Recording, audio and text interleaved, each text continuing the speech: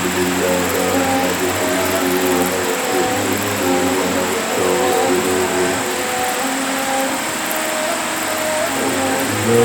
شرور أنفسنا ومن سيئات أعمالنا من يهده الله فلا مضل له ومن يضلل فلا هادي له وأشهد أن لا إله إلا الله وأشهد أن محمدا عبده ورسوله أرسله بالحق بشيرا ونذيرا وصلى الله تعالى على خير خلقه محمد وآله وأصحابه أجمعين. قال الله تعالى واتلو عليهم نبأ بني آدم بالحق إذ قربا قربا قربانا فتقبل من أحدهما ولم يتقبل من الآخر. يا صاحب الجمال يا سيد البشر وجهك المنير لقد نفير القمر لا يمكن الثناء كما كان حقه.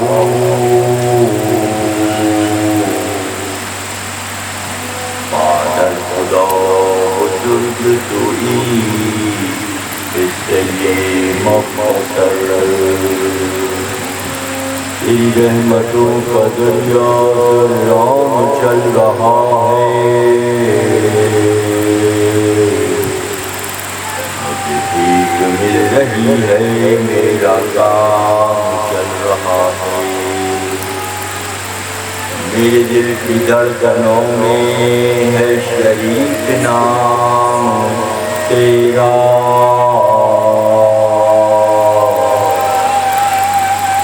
اس نام کی بدولت میرا کام چل رہا ہے.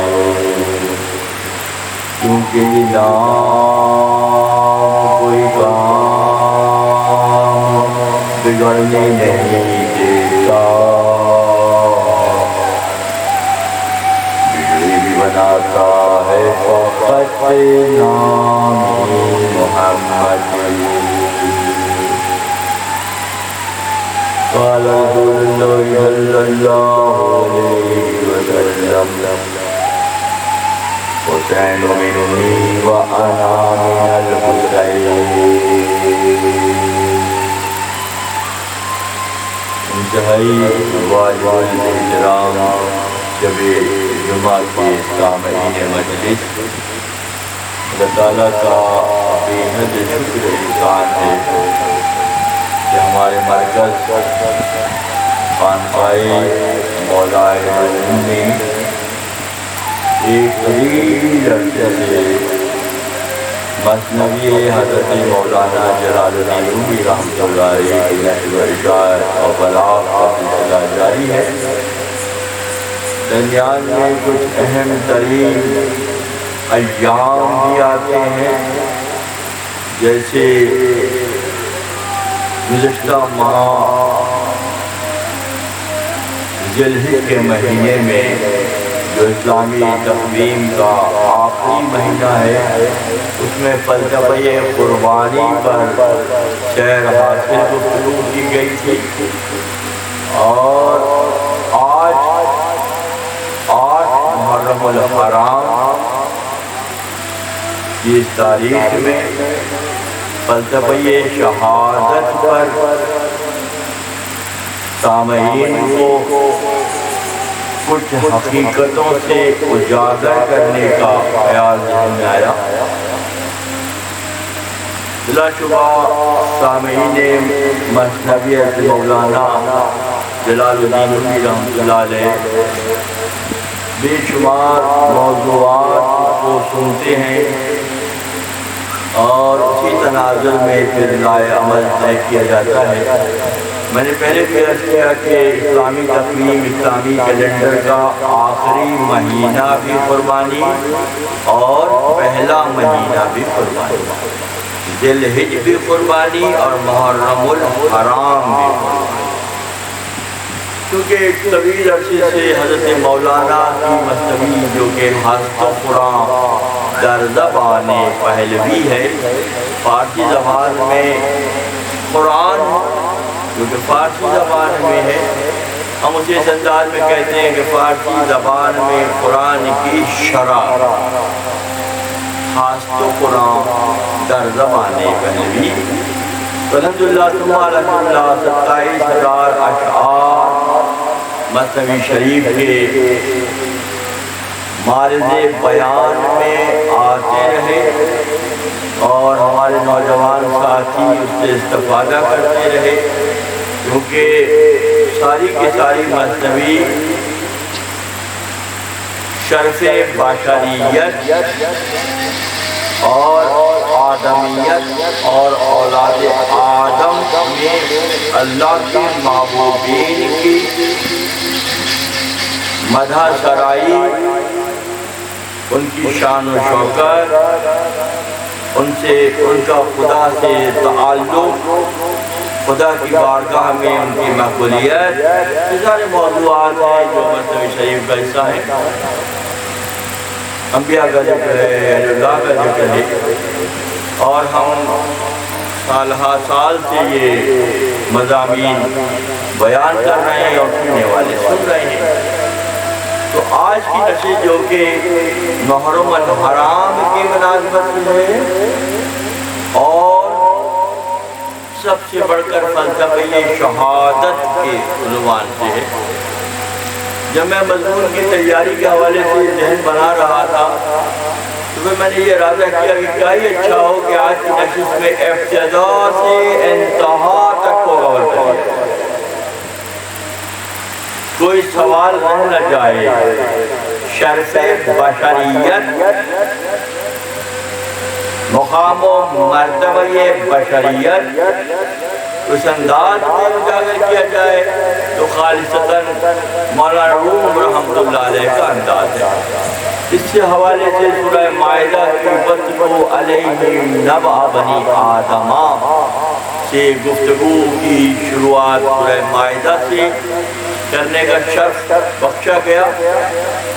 قرآن میں سورہ مائدہ میں یہ واقعہ درج ہے کہ آدم علیہ السلام، میں نے عرض کیا کہ گفتگو ابتدا سے لے کر انتہا تک پہنچتے ہیں، درمیان کی ساری کڑیاں پھر کھلتی چلی جائیں، سارے راز اٹھتے چلے جائیں، مقبول بارگاہ کون ہے اور معطوب بارگاہ کون، اللہ کی بارگاہ میں مقبول کون سا طبقہ ہے اور غضبناک جن پر اللہ ہوا وہ کون سا طبقہ ہے۔ جب اتنا پہچان ہو جائے گی تو بہت سے معاملے سمٹ جائیں گے، یعنی اصحاب المیمنہ دائیں ہاتھ والے اور اصحاب المشأمہ بائیں ہاتھ والے، وہ جو اللہ کو پسند ہیں اور وہ جو اللہ کے احکامات کی صریح خلاف ورزی کرتے ہیں، ایک مرتبہ سمجھ لیا جائے۔ حضرت آدم علیہ السلام کے دو بیٹے سورہ مائدہ میں ذکر ہے دوستو کہ حابیل اور قابیل، since the very beginning شروع سے ڈویژن ہو گئی کہ وہ جو اللہ کے احکامات کو مانتے ہیں، حدود کو پہچانتے ہیں وہ کون ہیں، اور جو حد سے تجاوز کرتے ہیں وہ کون ہیں۔ دو کردار ہیں حابیل اور قابیل، دو بیٹے آدم علیہ السلام کے۔ ایک معاملے میں تنازع پیدا ہوا، نبی اللہ آدم علیہ السلام نے مشورہ دیا کہ جو تنازع پیدا ہو، اس طرف میں نہیں جاؤں گا، وہ تفصیل ہو جائے گی بہت، میں مضمون کو سمیٹنا بھی ہے اور آگے بھی چلنا ہے۔ تنازع پیدا ہوا، نبی اللہ آدم علیہ السلام نے یہ ارشاد فرمایا کہ ٹھیک ہے آپ دونوں نظر مان لیں، راہ خدا میں نظر کریں۔ نظر کیا کریں کہ ایسا منظرنامہ بن رہا ہے، چھوٹے چھوٹے پہاڑی ٹیلے ہیں، تو نظر جو ہے وہ وہاں رکھ دی جائے، جس کی نظر قبول ہوگی علامت آ جائے گی، اور جو نہیں ہوگی وہ بھی علامت آ جائے گی۔ کون یہ کہہ رہا ہے؟ یہ اللہ کے نبی آدم علیہ السلام اپنے دونوں صاحبزادگان کو مشورہ دے رہے ہیں۔ تو جو حابیل جن کا نام ہے وہ چرواہے ہیں، اور اپنے ریوڑ سے ایک بہترین میڈھا نکال کر نہلا کر دھلا کر صاف ستھرا کر کے ٹیلے پر باندھ دیتے ہیں، اور قابیل جو ہے جو اس تنازع کا سبب بنا کہ اس نے نبی کے فیصلے کو نہیں مانا، بیٹا ہے نبی زادہ ہے مگر نبی کی بات کو نہیں مانتا، جس کو اپنے ابا جان کی بات کو نہیں مان رہا ہے، ابا جان نے جو فیصلہ کیا اس کو تسلیم نہیں کرتے، ابا کا فیصلہ اللہ کا فیصلہ قرار پاتا ہے، آدم کا فیصلہ اللہ کا فیصلہ ہے۔ تو قابیل نے وجہ تنازع قابیل بنا، اور وہ کھیتی باڑی کرتا تھا، تو اس نے نظر کے طور پر کچھ پرانی روٹیاں، کچھ گندم، کچھ سامان جو ہے وہ نظر کے طور پہ رکھا۔ تو فیصلہ ہو گیا کہ جو اللہ سے محبت کرتے ہیں وہ بہترین مال راہ خدا میں دیتے ہیں، اور جو نبیوں کی مخالفت کرتے ہیں خدا ان کی توفیق چھین لیتا ہے تو ادنا مال راہ خدا میں دیتے ہیں۔ رسم یہ قرار پائے کہ قبولیت کی علامت آ جائے گی، ہر دور میں آتی ہے دوستوں، صرف ہوشیار رہنے کی بات ہے، علامتیں ابھی بھی آ رہی ہیں، پہچاننے والے پہچانتے ہیں کہ اس بات کی یہ وجہ ہے، اس بات کی یہ وجہ ہے۔ تو ہوا یہ کہ آسمان سے ایک نوری روشنی برآمد ہوئی، اور وہ حابیل کا جو مینڈا تھا وہ اپنی جگہ سے غائب ہو گیا، یعنی نظر قبول ہو گئی، اور قابیل کا مال جو دوسری ٹکڑے رکھے تھے وہ قبول نہیں ہو رہے، ویسے رکھا رہ گیا۔ تو وہ ضدی شخص جو ظاہر ہے نبی کی بات کو نہ مانے، اس میں ضد ہی تو ہے، انانیت تو ہے، اگر اور پیچھے جاتے ہیں تو ابلیس نے بھی اللہ کی بات نہیں مانی۔ اللہ کو ماننے کا دعوے دار 6 لاکھ سال کا زاہد اللہ کو مان رہا ہے، اللہ کی نہیں مان رہا۔ اللہ نے واضح حکم دیا کہ آدم کو سجدہ کرنا ہے، تو وہ اپنے آپ کو آگ کا کہہ رہا ہے، آدم کو مٹی کا کہہ رہا ہے، یہاں وہ اللہ کو مان رہا ہے، اللہ کی نہیں مان رہا۔ تو سفر اس طرح سے سمجھتے جائیں کہ جو اللہ کو بھی مانتے ہیں اور اللہ کی بھی مانتے ہیں ان کا مقام کیا ہے، اور جو اللہ کو ماننے کا دعویٰ کرتے ہیں وہ جو احکامات آ جائیں جو ان کے مفادات پر ضرب پڑتی نظر آئے تو پھر وہ اللہ کی نہیں مانتے، جس طرح قابیل نے کیا۔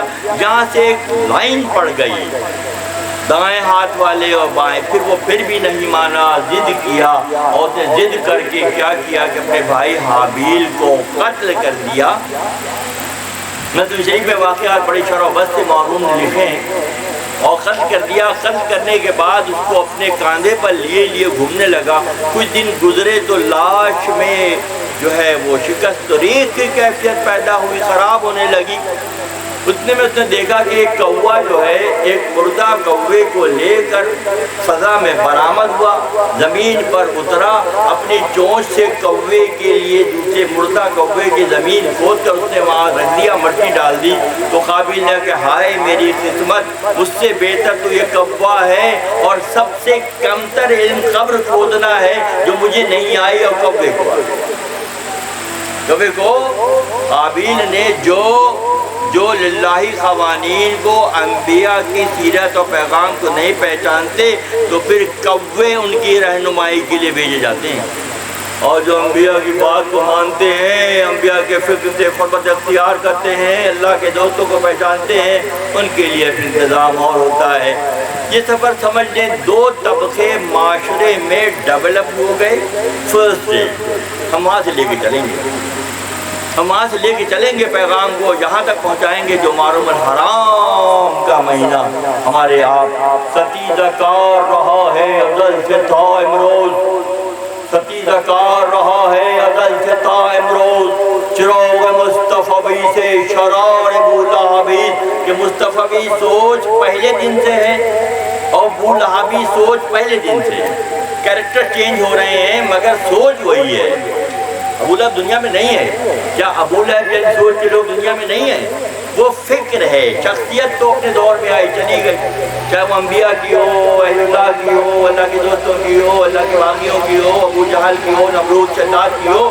وہ آئے اور ان کی فکر ایک جیسی تھی. کون سے تھے وہ بائیں ہاتھ والے. وہ قابلی فکر پر تھے جنہوں نے نبی کی بات کو انکار کیا، اللہ کے احکامات کو رون ڈالا. آگے سفر کو لے کے چلتے حضرت نوح علیہ السلام. 900 سال تو آپ نے تبلیغ کی. غالباً گزشتہ سے پیوستہ نشست میں نے اس بات کو ہائی لائٹ کیا تھا. حضرت نوح نے 900 سال تک روزانہ ایک نئی تقریر کی. وَعَلَّمَ آدَمَ الْأَسْمَاءَ كُلَّهَا کو خدا نے دنیا میں اجاگر کرنا تھا. نوح کی شکل میں اجاگر کیا کہ 900 سال تک روزانہ ایک نیا لیکچر ریپیٹ نہیں ہو رہا ہے. جب رکھے گا 900 سال تک. اللہ غنی کتنا کلیکشن ہوگا اور کتنا ان کے پاس ذخیرہ علم ہوگا. جو اللہ نے آدم کو علم دیا وہ آپ کے آدم ثانی حضرت نوح علیہ السلام میں جھلکتا نظر آ رہا ہے. دائیں والے ہیں ہاتھ، دائیں ہاتھ والے ہیں تو جھلکے گا. دائیں ہاتھ والے ہیں تو جھلک کر رہے گا. 900 سال تک نبی اللہ حضرت نوح علیہ السلام نے روزانہ ایک نیا لیکچر دیا. تو پھر آپ نے دیا تو اثرات کیا ہوئے؟ اثرات یہ ہوئے کہ کشتی تیار ہوئی اور مومنین کو اس میں بٹھایا. پوری دنیا میں صرف پانی تھا کیونکہ آپ نے اللہ کی بارگاہ میں بد دعا کی. جب آپ تھک گئے، 1100 سال آپ کی عمر ہے، 1150 سال، اور 900 سال لیکچرز کے باوجود، تنبیہ کے باوجود، ہدایت کے باوجود، سمجھانے کے باوجود لوگ نہیں سمجھے. پھر مجبوراً آپ نے دعا کی اور وہ دعا مستجاب ہوئی. ایک کشتی تعمیر ہوئی جس میں آپ اور آپ کے بھائی خواہ اس میں سوار ہو گئے. آپ کا ایک بیٹا تھا، اس کا نام تھا کنعان. جس کا بیٹا ہے وہ حضرت نوح علیہ السلام کا بیٹا کنعان اس کا نام ہے. وہ بھی باغی ہے. اب میں پوری سیریز لے کے چلوں گا. کنعان بیٹا ہے، قابیل بیٹا ہے. بٹھا کے چلیے ذہن میں جو کانسیپٹ کلیئر کر لیں. قابیل بیٹا ہے جس کا آدم ثانی کا بیٹا کنعان ہے. پوری دنیا راغب ہو رہی ہے، بات سن رہی ہے. اپنا بیٹا جو ہے وہ نہیں مان رہا. وہ کہہ رہا ہے کہ جب طوفان آ گیا اور سیلاب کا پانی 4 دھام عالم میں پھیل گیا اور صرف کشتی ہی میں پناہ کی کیفیت تھی، آپ نے فرمایا ہے بیٹے کشتی میں سوار ہو جا. تو بیٹے نے جو کہ باغی تھا، اللہ غنی نبی زیادہ ہے اور باغی ہے، ذہن رکھے گا. میں بیدار، میں آپ کی کشتی میں سوار نہیں ہوں گا، میں بیدار ہوں آپ کی باتیں سنوں گی. ایسے بھی لوگ ہوتے ہیں، ان کو نصیحت کی جائے تو وہ بیداری کا، کیونکہ ان کی توفیقات اللہ چھین لیتا ہے اور پھر ان پہ ان باتوں کا، ان نصیحتوں کا اثر نہیں ہوتا. اگر کسی پر باتوں کا اور نصیحتوں کا پازیٹیوٹی کا اثر نہیں ہو رہا ہے تو سمجھ لیجئے بغیر کسی تکو کے کہ اللہ نے توفیق چھین لی. وہ توفیق کا چھیننا اور توفیق کا بڑھانا اللہ کی طرف سے ہے. کنعان نے کہا کہ میں پہاڑ پر چڑھ جاؤں گا، آپ کی کشتی میں سوار نہیں ہوں گا. مروم رحمۃ اللہ علیہ فرماتے ہیں کہ پہاڑ جتنی بھی کوئی کوشش کرے انبیاء کی مخالفت میں، رکھے گا بہت ایک پوائنٹ دیکھ رہے، انبیاء کی مخالفت میں، اہل اللہ کی مخالفت میں اگر وہ پہاڑ جتنی بھی کوشش کرے گا وہ ناکام ہو جائے گی. ایک موج آئی اور کنعان کو بہا کر لے گئی.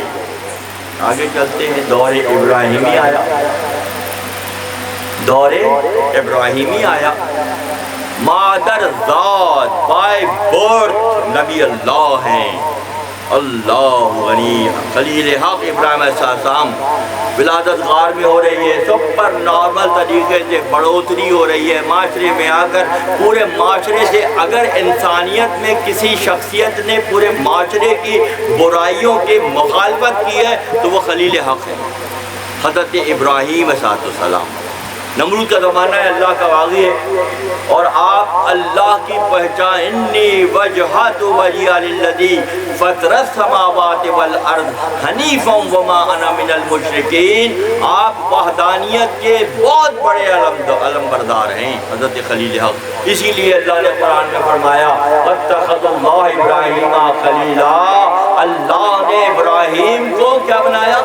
اللہ غنی خالق مطلق، creator of the all universe, پوری کائناتوں کا رب، اپنی ایک تخلیق کو اپنا دوست کن اوصاف کی بنیاد پر بے شمار ابتلا اور آزمائشیں آئیں، اور آپ کی پوری حیات مبارکہ وحدانیت کے فروغ کے لیے محنت کرتے ہوئے گزری۔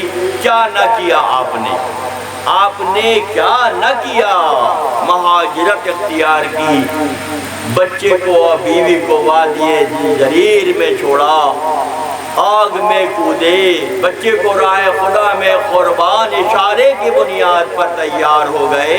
یہ ساری ابتلا اور آزمائشیں جب گزری ابراہیم علیہ السلام پر، اور آپ وتمہن، اور آپ ثابت قدم قرار پائے، تو اللہ کی طرف سے اشارہ آیا کہ ہم تمہیں لوگوں کا بہت اہم رکنے کا مقام ہے۔ اللہ فرماتا ہے وَإِذْ ابْتَلَىٰ إِبْرَاهِيمَ رَبُّهُ بِكَلِمَاتٍ، جب اللہ تعالیٰ نے معاملات میں ابراہیم خاتان کو آزمایا، فَتَمَّهُنَّ قَالُوا إِنِّي جَاعِلُكَ لِلنَّاسِ إِمَامًا، اللہ تعالیٰ پیغام آیا کہ ہم تمہیں لوگوں کا امام بنائیں گے۔ کہہ کے گزرا ہوں کہ بائی برت نبی ہیں، پیدائشی نبی ہیں، تو ہم تمہیں لوگوں کا امام بنائیں گے، یہ کیا راز ہے بھائی؟ نبوت تو پہلے سے آپ کے حصے میں بائی برتھ ہے، پیدائشی طور پہ نبی اللہ ہیں، ہوتے محبوب حبیب خلیل حق ہیں، تو پھر ہم تمہیں لوگوں کا امام بنائیں گے۔ وَاتَّخَذَ اللَّهُ إِبْرَاهِيمَ خَلِيلًا، اللہ نے ابراہیم کو دوست بنایا، تو اللہ نے فرمایا کہ ہم تمہیں لوگوں کا امام بھی بنائیں گے۔ تو یہ کیا راز ہے؟ امامت آپ کی ذات سے منسوب ہے، امامت کا اضافی چارج آپ کو دیا گیا ہے، ابتلا اور آزمائشوں سے گزرنے کے بعد اضافی جو چارج ملا وہ کیا ملا؟ امامت آپ کے حصے میں آئی۔ غور کریں دوستوں، وہ امامت ہی کا فیض ہے کہ آج ہم اور آپ اپنی تمام صلات میں ذکر کرتے ہیں ابراہیم کا، نہ کریں تو صلات نہ ہو۔ ویسے نماز اللہ کے لیے ہے بھئی، ذہن رکھنا، 4 فرض پڑھتے ہیں واسطے خالص اللہ تعالیٰ کی، محترم کعبہ شریف کے ساتھ قرآن مجید کے سلوات واسطے بھی پڑھتے ہیں نا، اس کا ذکر ہے۔ اگر نہیں کرو گے تو صلات نہیں ہوگی، ذہن میں رکھیے گا۔ اللہ نے ابراہیم علیہ السلام کو دوست بنایا، امامت سے سرفراز کیا، اور سورہ صفات کی آیت ہے کہ جب آپ نے اپنا خواب سچا کر دکھایا، جو خواب تھا اشارہ تھا، واضح حکم نہیں تھا، آپ بھی تیار، بیٹا بھی تیار، زوجہ بھی تیار، اللہ غنی، کہیں کسی طرف سے مخالفت کی لہر نہیں آ رہی ہے، سب راضی ہیں، راضی بارادا ہیں سارے کے سارے۔ کتنی بڑی بات ہے، انٹائر سسٹم، پورا سسٹم اللہ کے رضا میں راضی ہے۔ جب چھوڑ کے جا رہے تھے حضرت حاجرہ سلام اللہ علیہ اور چھوٹے بچے عیسیٰ السلام کو، جو بہت چھوٹے تھے ابھی، تو حضرت حاجرہ سلام اللہ علیہ نے پوچھا کہ یہ آپ اپنی مرضی سے یہاں چھوڑ کے جا رہے ہیں مکہ کی وادی میں، یا یہ اللہ کا حکم ہے؟ آپ نے فرمایا یہ اللہ کی مرضی ہے۔ تو آپ نے ایک ایسی خاتون، پورے معاشرے کو سرچ کیجیے، ایک بھی ایسا ماڈل نہیں ملے گا پورے معاشرے میں، ہمارے آپ کے گھر میں ایسی کوئی خاتون، صاف الفاظ میں بات کرتا ہوں، نہیں ہے کوئی، ہے اس لیول کا اللہ پر توکل نظر آئے گا کہیں؟ بدون تربیت کیسے نظر آئے گا؟ بغیر تربیت کے کیسے نظر آئے گا؟ بغیر خلیل حق کی فکر کو اختیار کرے یہ کیسے نظر آئے گا؟ حضرت حاجرہ ہماری جان قربان و خاتون پر، جن کے دوڑنے کو اللہ نے قرآن میں شاعر اللہ قرار دے دیا۔ اللہ، اس کا دوڑنا اللہ کو تو پسند آیا کہ قرآن میں اگر عمرے اور حج کے لوگ جاتے ہیں اور اس طرح نہیں دوڑتے صفا مروہ میں جیسے حاجرہ سلام اللہ علیہ دوڑی تھی، تو نہ عمرہ ہوگا نہ حج ہوگا، کلیئر بات ہے۔ وہ اتنا پسند آیا، آپ نے جواب دیا ابراہیم خلیل حق نے کہ اللہ کی مرضی ہے۔ حضرت حاجرہ سلام اللہ علیہ نے فرمایا کہ اس کی مرضی ہے، ہم راضی بارادا ہیں، ہمیں معلوم ہے کہ اللہ اپنے دوستوں کو ضائع نہیں کرتا۔ سبحان اللہ و بحمدہ سبحان اللہ۔ دور ایک نمرود کا ہے، وہ بائیں ہاتھ والا ہے، بات چل رہی ہے دائیں اور بائیں کی، تو نمرود بائیں ہاتھ والا ہے، اللہ کا باغی ہے۔ دور بھی گزرتا ہے، اگلے مرحلے میں اسحاق علیہ السلام اور اسماعیل علیہ السلام اور اسحاق علیہ السلام کی نسل سے کتنے بھائی ہیں یوسف علیہ السلام کے؟ کتنے بھائی؟ 11 بھائی ہیں غالباً 11 بھائی، اور سارے جو ہیں وہ لیفٹ سائیڈڈ ہیں، نبی اللہ کی بات نہیں مان رہے، یوسف کو نہیں پہچان رہے، حد سے تجاوز کر رہے ہیں، یوسف کو کنویں میں ڈال رہے ہیں، بازار میں بک رہے ہیں۔ کوئی نبی بھی بازار میں بکتا ہے کیا؟ کوئی نبی بھی بازار میں؟ جب لوگ مخالفت پر، خود ساختہ مخالفت پر آ جاتے ہیں تو نبیوں نے بڑے ابتلائیں اور آزمائشیں دیکھی ہیں۔ ایک طرف یوسف ہیں جو سچے خواب دیکھتے ہیں، کیا قصور ہے یوسف کا؟ بہت حسین ہیں اور بابا کو بہت پسند ہے، یہ ان کی جرم ہے۔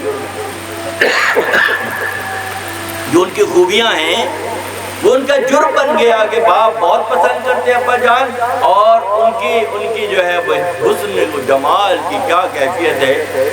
ان کے واقعات میں لکھا ہوا ہے کہ جس محل میں پوتیفار کے محل میں، زلیخا کے محل میں رہے آپ، تو جن راہداریوں سے آپ گزرتے تھے یوسف علیہ السلام، تو نور کی ایک روشنی سے نکل کر ایسے آسمانوں کی طرح آپ کے وجود سے نکل کے جاتی ہوئی نظر آتی، تو لوگ پہچان لیتے کہ فلاں گلی سے فلاں راہداری سے یوسف گزر رہے ہیں۔ تو اللہ اپنے دوستوں جو راضی پر رضا ہو جاتے ہیں ان کو کیسی کیسی نوازشات سے بارہمن کرتا ہے۔ سارے بھائی مخالف ہیں، یوسف کا دور بھی گزرتا ہے، اور یوسف کے بعد ایک دور اور بھی آتا ہے جو اللہ کا سخت ترین باغی، پہچان لیں۔ پوری سیریز بتا رہا ہوں آج، قابل سے شروع کریں، نمرود سے، شداد سے، اب فرعون کی باری ہے، موسیٰ کلیم اللہ جو کہ لاوی برادر یوسف لاوی صاحب کی نسل سے ہیں، ان کا مقابلہ کس سے ہو رہا ہے؟ خدا کے بدترین مخالف فرعون سے مقابلہ ہو رہا ہے۔ انانیت ہے، تکبر ہے، خود پسندی ہے، حق کو نہ پہچاننا ہے، حد سے تجاوز کرنا ہے، لیکن کا کام ہے تمام all the negative symptoms ہیں، تمام منفی خیالات ہیں۔ اور پھر کیا ہوا؟ مگر جب اللہ مدد کرتا ہے تو ایک لکڑی کا عصا ہی فرعون کی سلطنت کو اچھاڑ پچھاڑ کے رکھ دیتا ہے۔ خدا کی نصرت اور مدد شامل حال ہوگی تو پھر کیا ہوگا؟ خدا کی نصرت و مدد شامل حال ہوگی تو ایک عصا ہی جو ہے وہ کر دکھاتا ہے۔ بہت شرح و بس سے گفتگو ہوئی ہے موسیٰ کلیم اللہ اور فرعون کے حوالے سے بہت ساری نشستیں ہوئی ہیں۔ میں آج سفر کو آگے بڑھا رہا ہوں۔ موسیٰ کلیم اللہ کا واسطہ پڑھ رہا ہے فرعون سے، فرعون غرقاب ہوتا ہے اور موسیٰ سرخرو ہوتے ہیں۔ آگے بڑھتے ہیں، عیسیٰ ابن مریم علیہ السلام کا دور آیا، عیسیٰ روح اللہ کا دور آیا۔ یہودیوں نے مخالفت کی، حد سے زیادہ بڑی، مصلوب تک، صلیب پر چڑھانے تک کی نوبت مخالفین کی جانب سے آئی۔ اللہ نے عیسیٰ روح اللہ کی مدد کی اور آپ چوتھے آسمان پر اٹھا لیے گئے۔ مگر آپ نے اپنی کتاب میں جو اللہ نے عطا کی تھی انجیل مقدس میں پیشنگوئی کر دی۔ ہر نبی نے نبی صلی اللہ علیہ وسلم کے بارے میں پیشنگوئی کی، یاتی من بعدی اسمہ احمد، میرے بعد جو آئیں گے ان کا نام ہوگا احمد۔ نبی صلی اللہ علیہ وسلم زمین پر محمد ہیں کیونکہ عیسیٰ ابن مریم آسمانوں پر ہیں اور آسمانوں پر آپ کا نام احمد ہے۔ اسی لیے قرآن کی فضاحت و بلاغت پہ آفرین ہے کہ جب عیسیٰ کی زبان سے نکالا جا رہا ہے تو فرما رہے ہیں یاتی من بعدی اسمہ احمد، میرے بعد جو آئیں گے ان کا نام احمد ہوگا۔ اللہ غنی۔ پھر وہ دور آیا محمد عربی صلی اللہ علیہ وسلم کا، اور آپ کے بزرگوں نے پیشنگوئی کی کہ بنو ہاشم میں نبی آخر الزماں کا ظہور ہوگا، اور انتظار کیا جا رہا تھا۔ انجیل مقدس میں جہاں جہاں آپ کا نام آتا، عیسائیوں میں ایک طبقہ ایسا تھا جو آپ کے نام نامی اسم گرامی کو چومتا تھا آنکھوں سے لگا. کون کرتے تھے یہ؟ عیسائی یہ کام کرتے تھے. اور انہوں رحمۃ اللہ علیہ فرماتے ہیں مثنوی شریف میں نام احمد کو جب چومتے تھے نا تو ان کی نسلوں میں برکت ہوتی تھی. اور فرماتے ہیں نام احمد چون چنی یوری کناد. جب احمد علیہ السلام کا نام ہی اتنا تحفظ دے رہا ہے تو ان کی روح کیسے تمہاری مدد کرے گی؟ تم ان کی روح کو پہچان تو لو.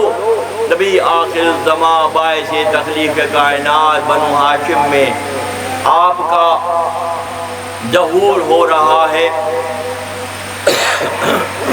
اللہ نے اپنے نبی کو بے شمار فضیلتیں، اگر میں صرف نبی صلی اللہ علیہ وسلم کی فضیلتیں بیان کروں تو بہت وقت لگ جائے. امام الانبیاء ہیں، کعبے کو کعبے کا مقام دلانے والی ذات ہیں.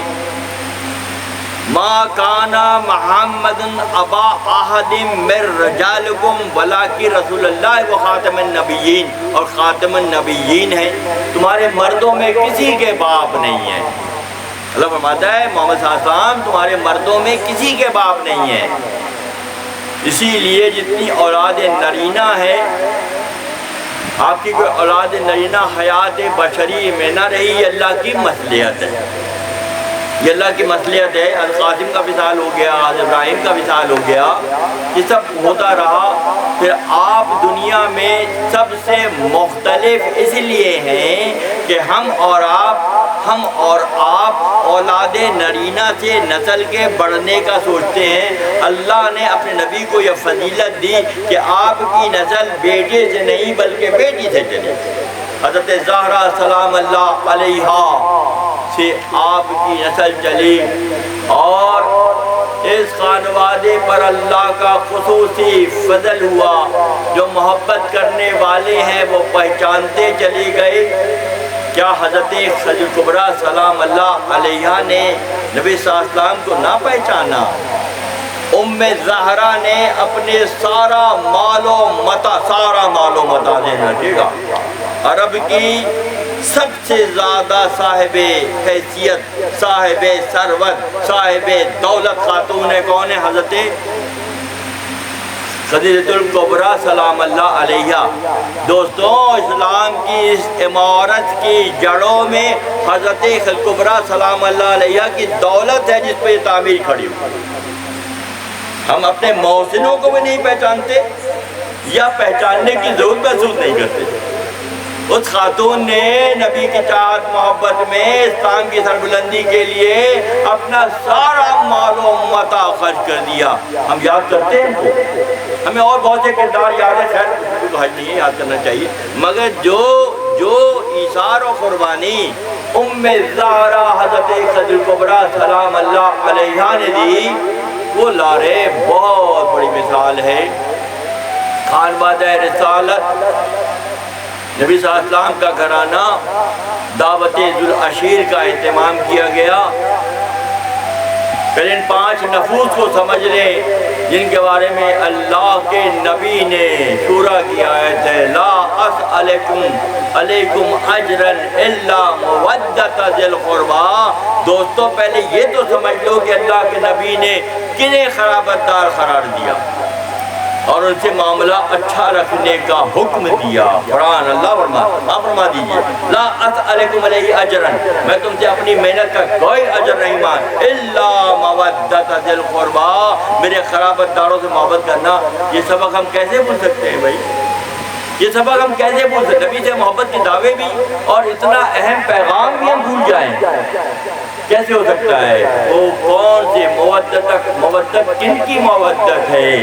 ایک پہلے مرحلے میں نے عرض کیا، حضرت الکبریٰ سلام اللہ علیہا کی ساری دولت خرچ ہو گئی. جب اعلان نبوت ہوا، حضرت جابر بن عبداللہ انصاری رضی اللہ تعالیٰ عنہ، بہت بڑے صحابی ہیں جابر بن عبداللہ، بہت بڑا نام ہے آپ جابر بن عبداللہ انصاری رضی اللہ تعالیٰ عنہ کا. تو آپ ایک مرتبہ اللہ کے نبی، اللہ نے سب سے پہلے کس چیز کو پیدا کیا؟ رسالت فرمائے جابر، سب سے پہلے اللہ نے اپنے نور سے تیرے نبی کو نور کو پیدا کیا، اور پھر اس سے 18,000 عالم بنائے.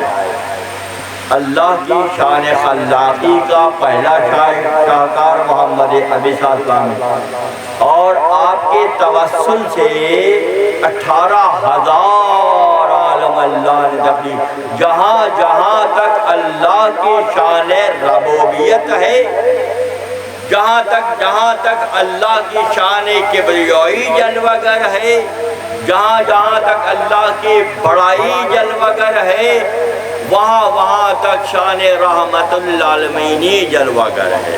پورا دائرہ سمجھ لیں اللہ کی شان تخلیق کا، اس دائرے کے پہلے ایک دائرہ ہے، خدا بھی رؤوف الرحیم ہے، محمد بھی رؤوف الرحیم ہے، بالمؤمنین رؤوف الرحیم، خدا فرماتا ہے قرآن میں، بالمؤمنین کے لیے مرغا ہے، بالمؤمنین رؤوف الرحیم اللہ نے قرار دیا۔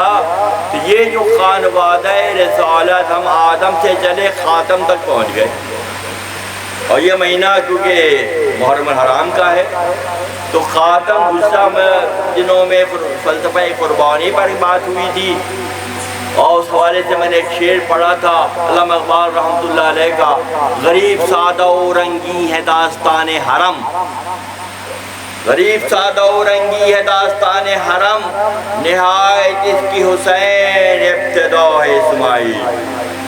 صفات میں اللہ فرماتا ہے جن میں خواب دکھایا، اور ابراہیم صلی اللہ علیہ وسلم نے اس خواب کو سچا کر دکھایا۔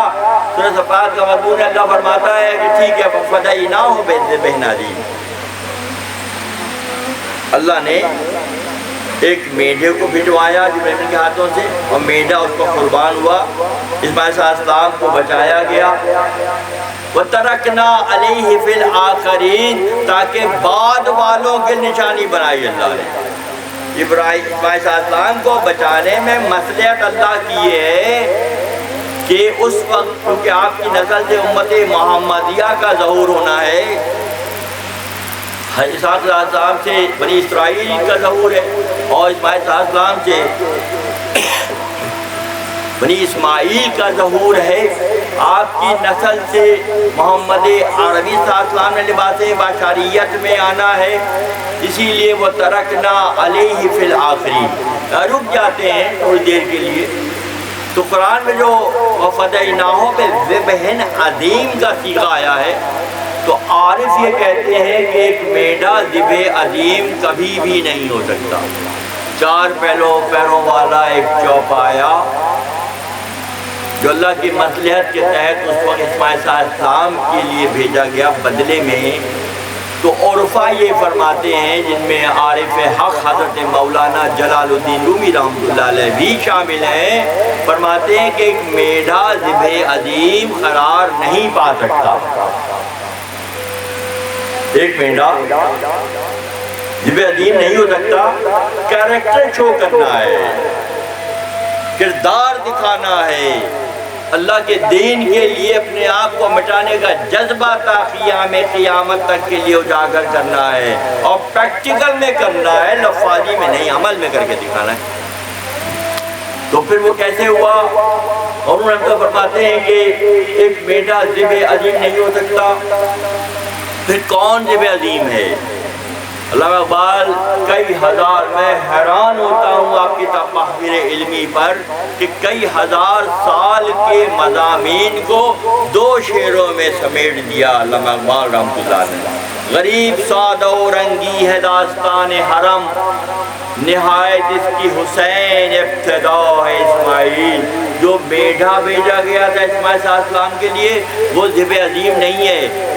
ذبح عظیم کون ہے؟ ذبح عظیم وہ ہیں جو محمد عربی کی تربیت میں تکمیل بشریت کے تقاضوں کو سیکھنے کے بعد دنیا کو بتائیں گے کہ تا قیام قیامت تک کے لیے سربلندی بشریت کیا ہے اور اللہ کی مرضی کیا ہے۔ 5 نفوس۔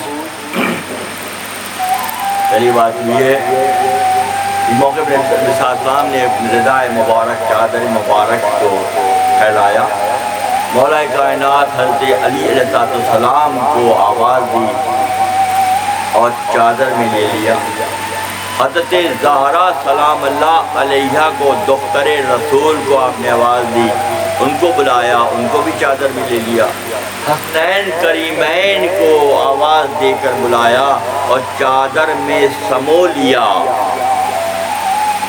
اور فرمایا کہ اے اللہ اپنا چہرہ مبارک چادر سے نگاہ فرمایا، اللہ یہ میرے اہل بیت ہیں، میں ان سے محبت کرتا ہوں، تو بھی ان سے محبت کرنا۔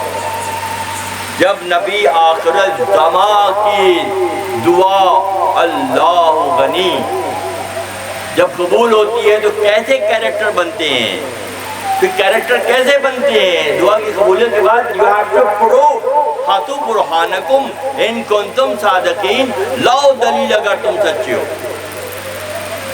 اس موقع پہ اللہ کے فرمایا، اے علی تم میرے ساتھ ایسے ہی ہو جیسے موسیٰ کے ساتھ ہارون۔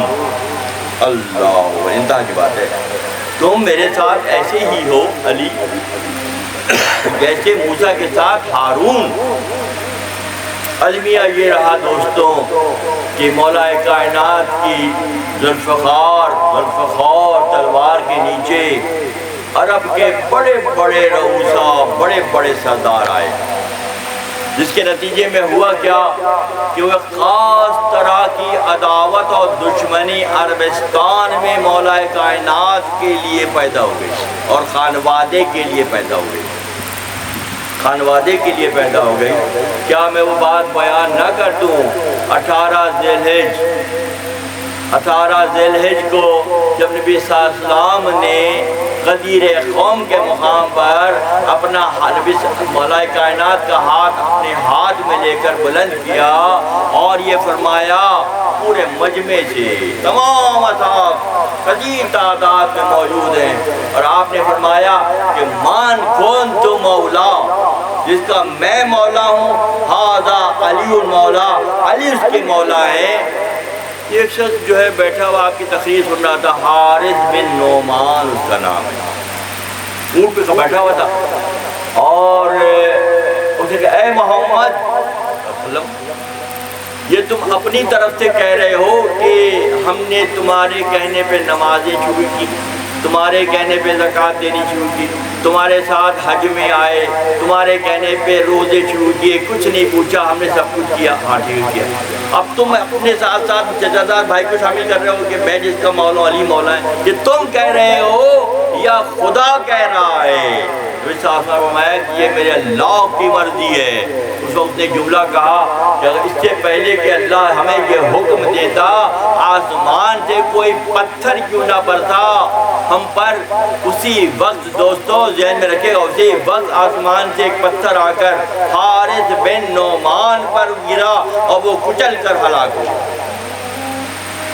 شخصیات ان نفوس اللہ غنی۔ اما جان سیدہ معصومہ سلام اللہ علیہا حضرت عائشہ صدیقہ رضی اللہ تعالی عنہا فرماتی ہیں کہ اتنی مشابہت تھی اما جان میں اپنے والد گرامی کی کہ اسی انداز میں چلتی تھیں، اسی انداز میں بیٹھتی تھیں، اسی انداز میں کھڑی ہوتی تھیں۔ اس حد تک مشابہت کس سے ہے؟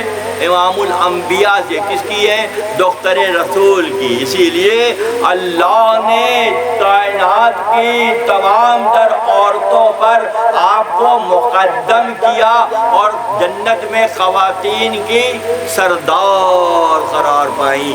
حضرت زہرا جو ہمارے گھر کی بیٹیاں اور بہویں اور مائیں ہیں، انہیں ذہن میں رکھنا چاہیے کہ ان کی سلطنت، ان کی حکومت، ان کے دائرے اثر میں اگر رہنا ہے تو ان کی محبت کے بغیر ہو نہیں پائے گا۔ ہو پائے گا؟ سادہ تر نسخہ بھائی، سادہ ترین نسخہ ہے یہ تو، کہ حضرت زہرا کی محبت پیدا ہو جائے دل میں تو وہاں مائیت و سنگت کا ایک تاثر ابھرے گا، قربت کا ایک تاثر ابھرے گا، قریب ہونے کا ایک کیفیت اللہ کی جانب سے نمایاں ہو کر رہے گی۔ مولا کائنات والد گرامی حسنین کریمین اور والدہ کون ہے؟ اللہ غنی۔ والد ولیوں کے سردار، والدہ عورتوں کی سردار، نانا نبیوں کے سردار۔ اب تین داغوں کو ذہن میں رکھیے گا۔ اب تین شخصیات دو شخصیات کو نکھار رہی ہیں، ذہن میں رکھیے گا۔ تکمیل بشریت ہے، وہاں بیٹا ہو کر مخالفت کر رہا ہے۔ آدم کا بیٹا قابیل مخالفت کر رہا ہے، نوح کا بیٹا کنعان مخالفت کر رہا ہے، اللہ کا باغی فرعون اور نمرود مخالفت انبیاء کی کر رہے ہیں، اور یہاں کا معاملہ ہے، یہاں گروم کیا جا رہا ہے، تیار کیا جا رہا ہے۔ شاہ ہست حسین، بادشاہ ہست حسین، دی ہست حسین، دی پناہ ہست حسین، سردار دست دار در دست یزید، حقا کے بنا لا الہ حسین۔ لا الہ کی بنیادیں جو ہیں وہ کس کے پاس ہیں؟ تربیت پہلے ہے، تربیت حسنین کریمین کی تربیت کیسے ہو رہی ہے؟ 3 نفوذ، 5 میں سے 3 نفوذ کو اللہ نے متعین کیا کہ ان کی تربیت کرنی ہے، کیونکہ انہوں نے آدمیت کی بقا، اسلام کی بقا، اسلام کی بنیادوں کی حفاظت کے لیے کیا پیش کیا؟ اللہ غنی، اپنے گلے برضا و رغبت پیش کیا، برضا و رغبت پیش کیا۔ ایک موقع ایسا آیا کہ حسنین کریمین وہ جو اگر جو برادران مسجد میں موجود ہیں، اگر وہ عمرے اور حج کی سعادت حاصل کر چکے ہیں تو صفہ چبوترے سے تھوڑا سا آگے جائیں سیدھے اور دائیں ہاتھ پہ مڑ جائیں تو کونے کا جو حجرہ ہے وہ حضرت اماں جان کا حجرہ ہے، مولا کائنات کا حجرہ ہے، اور اس کا جو صحن ہے، اس صحن کے ساتھ جو دروازہ ہے وہ باب جبرائیل کہلاتا ہے۔ اس دروازے سے جبرائیل لے کر آیا کرتے تھے پیغام بسی لباس، وہ صحن تھا۔ حسنین کریمین اس صحن میں کھیل کر بڑے ہوئے۔ ایک موقع ایسا تھا کہ ان میں بچوں میں جیسے کشتی ہوتی ہے تو حسنین کریمین میں بچوں کشتی ہو رہی تھی، تو نبی صلی اللہ علیہ وسلم بھی وہیں موجود تھے، اماں جان بھی موجود تھی، یہ دونوں بھائی مشق کر رہے تھے کشتی کی۔ نبی صلی اللہ علیہ وسلم امام حسن علیہ السلام کو تحریک دے رہے تھے، حسن حسین کو ایسے پکڑو اور ایسے پکڑو اور ایسے گراؤ، جیسے ہوتا ہے بچوں کے ساتھ بڑے بیٹھ کے کرتے ہیں۔ تو اماں جان حیران ہو گئی، بابا حسنین چھوٹے ہیں، حسن بڑے ہیں، آپ ان کو تحریر ہے؟ ارے زارا دیکھ نہیں رہی کہ حسنین کو حسین کو جبرائیل اشارے کر رہے ہیں، میں تو حسن کو بتا رہا ہوں، جبرائیل آئے ہوئے بتانے کے لیے کہ حسین ایسے پکڑو ایسے گراؤ۔ یہ وہ نفوس ہیں، 3 نفوس تو لباس ہیں بشریت میں، اور اللہ کا مقرب فرشتہ بھی آ رہا ہے۔ فرشتہ گھر پہ بسط احترام آتا ہے، فرشتہ گھر پہ بسط احترام آتا ہے، خدا کے بعد تمہارا ہی نام آتا ہے۔ کلیم ہوں گے تمہیں کیا کلیم سے نسبت، تمہارے گھر تو خدا کا کلام آتا ہے۔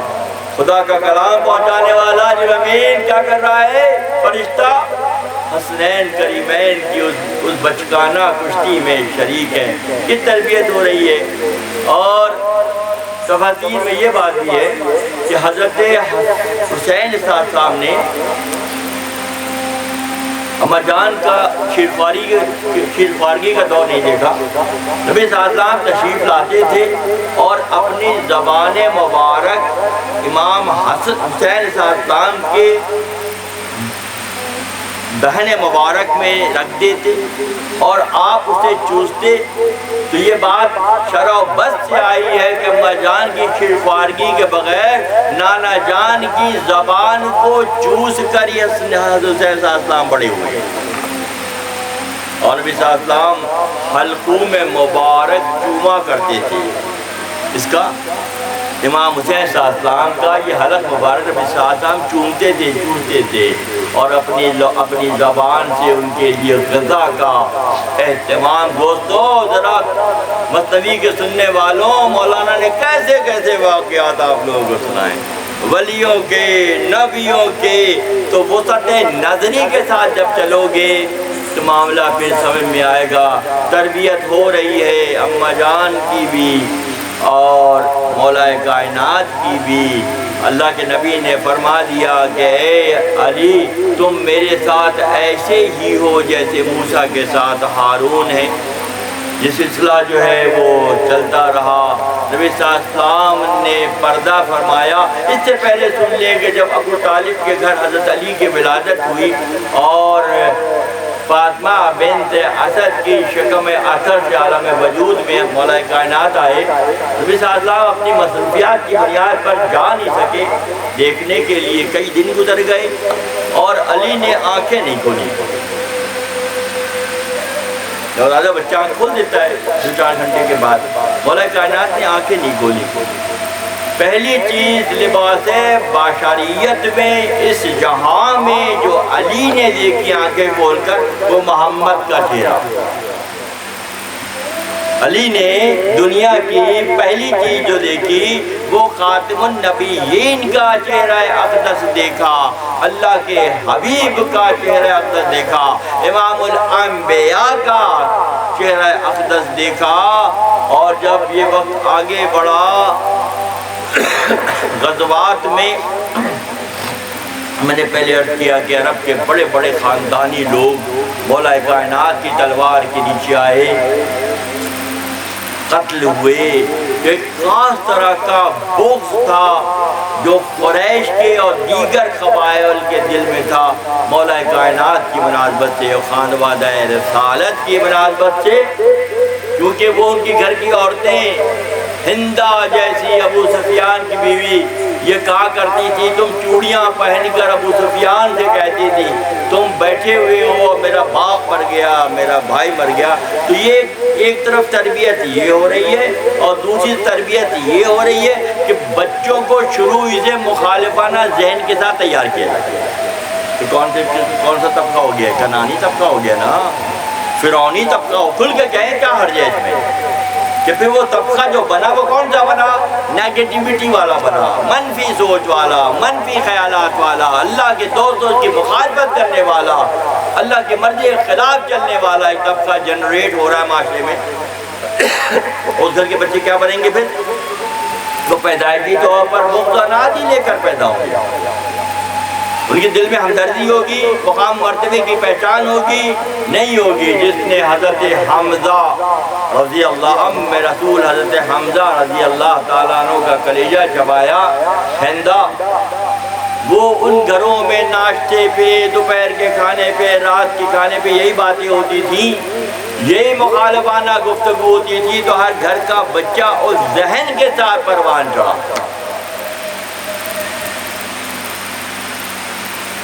فتح مکہ کا وقت آ گیا، ابو سفیان کو حضرت عباس لے آئے اور انہوں نے اسلام قبول کر لیا۔ ایک موقع پہ جب فتح ہو گئی اور مرد و خواتین عزیز و قارب ایک دوسرے سے ملنے لگے، تو یہ منظر ابو سفیان نے جب دیکھا تو ان کو کچھ گرا گزرا، اچھا نہیں لگا کہ فریلی لوگ مل رہے ہیں۔ یہ وہاں پہ بیٹھے ہوئے تھے اور ان کے دل میں یہ خیال آ رہا تھا ابو سفیان کے کہ میں دوبارہ کچھ طاقت جمع کرتا ہوں، لوگ ہم خیال جمع کرتا ہوں اور ان کو یہاں سے سارے مدینے والوں کو جو محمد کے ساتھ آئے معاذ اللہ بھگا دیتا ہوں۔ سوچ رہے نا، کافی دیر بیٹھ کے خیال اندر چل رہا ہے۔ صاحب تشریف لائے اور اپنا دست ید اللہ والا ہاتھ، ہر علامت کو یاد رکھنا ہے دوستوں۔ اس کا ہاتھ کو اللہ نے اپنا ہاتھ قرار دیا، محمد عربی کے ہاتھ، ید اللہ، اللہ کا ہاتھ اس ہاتھ پر ہے۔ آپ نے تھپکی دی درمیان میں اور آپ نے فرمایا کہ اگر تم ایسا کرو گے تو خدا تمہیں رسوا کر دے گا۔ ابو سفیان حیران ہو گئے، کیا دلوں کو پڑھتے ہیں کیا؟ ہاں دلوں کو پڑھتے ہیں۔ جنہوں نے سر کی آنکھ سے اللہ کو دیکھا ہو تو زمین کا کون سا ایسا راز ہے جو آپ سے چھپا ہوگا؟ اگر تم ایسا کرو گے تو خدا تمہیں رسوا کر دے گا۔ 8 ہجری میں فتح مکہ ہوا اور 9 ہجری میں پھر حجۃ الوداع ہوا۔ اس کے بعد وہ واقعات جو میں نے پیچھے سے بیان کیے ہیں، 18 ذی الحجہ کا من کنت مولا، 24 ذی الحجہ کا مباہلے والی معاملات جو گزرے، تو 8 ہجری میں دوستوں بہت غور طلب بات ہے۔ 8 ہجری میں مولا کائنات کے ہاتھوں سے 307 بت تروائے گئے، وہ پتھر کے بنے ہوئے تھے۔ کتنے؟ 360 بت جو کعبے میں سجائے ہوئے تھے لوگوں نے نسل در نسل، ان کو اللہ کے نبی نے مولا کائنات کے ہاتھوں سے توڑوایا، پتھر کے بنے ہوئے تھے، ٹھیک ہے۔ 8 ہجری میں یہ واقعہ ہے، اور 9 ہجری میں حجۃ الوداع کے موقع پر نبی صلی اللہ علیہ وسلم پتھر حجر اسود کو چومتے نظر آ رہے ہیں۔ ایک پتھر وہ ہے جو توڑ دیا گیا، ایک پتھر وہ ہے جسے چوما جا رہا ہے۔ پتھروں میں بھی فرق ہے، ذہن رکھیے گا، انسانوں میں تو ہے، پتھروں میں بھی فرق ہے۔ ایک پتھر وہ جو توڑ دیا گیا، ایک پتھر وہ ہے جسے چموایا گیا اور اب تک چموایا جا رہا ہے۔ This is the major difference between stones۔ حجر میں جب یہ کیفیت ہے، شجر میں جو کیفیت ہے، تو آدمیت کا مقام یہ ہے کہ جو ثابت کرتے ہیں کہ افضل ہے وہ افضل ہے۔ جب پتھر افضل ہے، چوما جا رہا ہے، تو پھر آدمیت میں جنہوں نے ترقی کی اور جو خدا کے پسندیدہ ہیں، خدا کے مقرب ہیں، خدا سے قریب ہیں، خدا کی پہچان کر دلانے کے لیے مخلوق کو اللہ نے ان کو بھیجا ہے، اور بھیجنے کے بعد ساری محنت کی گئی ہے، مگر محنتانہ کیا مانگا جا رہا ہے کہ خرابت داروں سے محبت۔ تو وقت کا تقاضا یہی ہے، ہمیں اس سے کوئی بحث نہیں ہے کون سا مکتب پھر کس طرح دیکھ رہا ہے۔ ہم قرآن کو فالو کر رہے ہیں، ہم قرآن میں رہ رہے ہیں، اور قرآن میں اللہ 2 طرح کے قاری ہیں قرآن کے، ایک ریکٹیفیکیشن والے اور ایک اس کی معنویت کو سمجھنے والے۔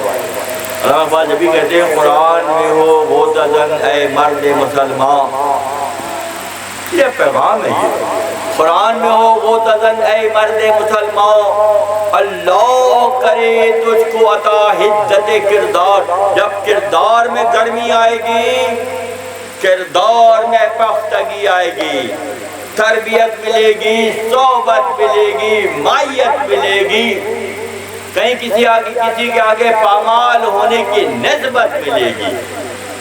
ہر کے خدمت کاردو مخدوم شد، ہر کے خود را بھی یوں محروم شد، مولوی ہرگز نہ شد مولائے روم، تو غلام شمس تبریزی نہ شد۔ کہ محروم جیسا بندہ بھی جب تک نسبت میں آ کر اپنے آپ کو مٹا نہیں رہا ہے شمس تبریز کے آگے، آج شمس کو لوگ کم جان رہے ہیں، مولانا کو لوگ زیادہ جان رہے ہیں، جو مٹانے کا فن جانتے ہیں۔ مٹانے کا فن بغیر تربیت کیا جائے گا؟ 3 شخصیات محنت کر رہی ہے حسین کریم میں، اور کیسی شخصیت سازی ہو رہی ہے، جو خواجہ صاحب کو کہنا پڑ گیا نا کہ شاہ ہست حسین بادشاہ اللہ غنی۔ تربیت جب مکمل ہوتی ہے، کہاں عربستان، کہاں ہندوستان، اور خواجہ صاحب کا القاء ہو رہا ہے، کہہ دو خواجہ اجمیری رحمت اللہ علیہ کے زبان سے اللہ علیہ کروا رہا ہے، شاہ ہست حسین بادشاہ ہست حسین، دی ہست حسین دی بناؤ ہست حسین، سردار دست ندو در دست یزید، حق آکے۔ وہ یزید سے مراد کیا ہے؟ آپ خابی کو لے لیں، کنان کو لے لیں، نمرود کو لے لیں، شداد کو لے لیں، فرعون کو لے لیں، پوری سیریز کو دیکھ لیں تو یہاں اینڈ میں آپ کو مل جائے گا۔ اس میں حیرت کیا بات ہے؟ اس پہ حیرت کیا بات ہے؟ اور پازیٹیو چلیں تو آدم کو دیکھیں، نوح کو دیکھیں، ابراہیم کو دیکھیں، اسماعیل کو دیکھیں، ہاجرہ کو دیکھیں، اسحاق و یعقوب کو دیکھیں، یوسف کو دیکھیں، عیسیٰ کو دیکھیں، محمد عربی کو دیکھیں، اور پھر دیکھ لیں امام علی مقام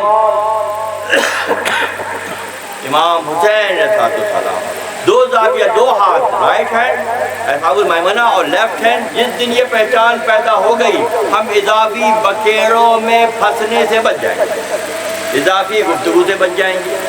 جب ہم دو پہچان لیں گے کہ یہ اندھیرا ہے اور یہ روشنی ہے، روشنی ہے، آفتاب آمد دلیل ہے، آفتاب سورج کا نکلنا اس بات کی دلیل ہے کہ سورج نکل گیا اور روشنی پھیل گئی۔ تو دوستوں، آج کی نشست کا خلاصہ یہ ہے کہ پہچان پیدا کریں، مقربین بارگاہ کون ہیں، اور وہ جو راندہ درگاہ ہیں وہ کون ہیں۔ اللہ کے نبی کا فرمان علی شان حسین منی و انا من الحسین، حسین مجھ سے ہیں اور میں حسین سے۔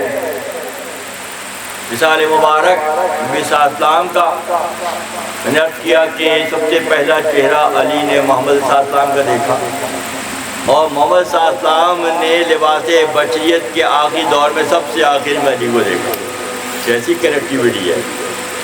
اور بہت سے حوالے بہت سے لوگوں کے لیے دوستو، مگر یہ حوالہ کیا کم ہے؟